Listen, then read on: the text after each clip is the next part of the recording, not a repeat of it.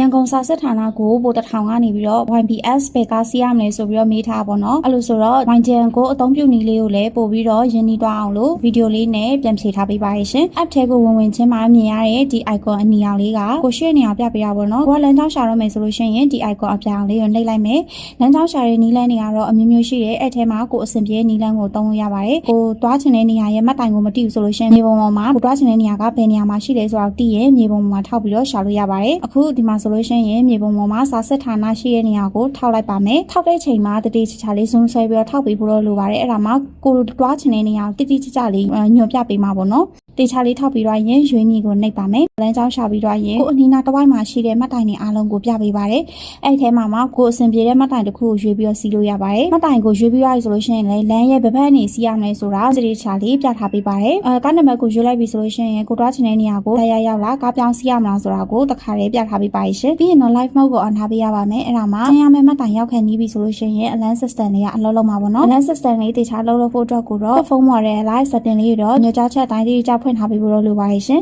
ပြီးရင်တော့ဆင်းရမယ့်မှတ်တိုင်ပြန်တက်ရမယ့်မှတ်တိုင်လေးတွေကိုလည်းတေချာလေးပြထားပေးပါတယ်ဆင်းရမယ့်မှတ်တိုင်ရောက်ခဲ့နီးလည်းအလန်းမြင်မှာဖြစ်တဲ့အတွက်ကြောင့်မလို့ကိုမတိပဲနဲ့မှတ်တိုင်ကြော်ပြီးပါရမှာလည်းစိတ်ပူစရာမလိုပါဘူးပထမတစ်ဆင့်စီးပြီးတော့ရင်ကားပြောင်းစီးမြေကိုနှိပ်ပါပြောင်းစီးရမယ့်ကားနံပါတ်ကိုတစ်ခါတည်းပြထားပေးပါတယ်လမ်းတစ်လျှောက်မှာရှိတဲ့မှတ်တိုင်တွေအားလုံးကိုလည်းကြည့်လို့ရမှာဖြစ်ပါတယ်ရှင် YGN ကို app ကို Android တွေမှာဆိုလို့ရှိရင် Play Store ကနေ download ဆွဲလို့ရတယ်လို့ iOS တွေအတွက်လည်း App Store ကနေ download ဆွဲပြီးအသုံးပြုလို့ရပါပြီရှင်အားလုံးပဲအဆင်ပြေကြပါစေ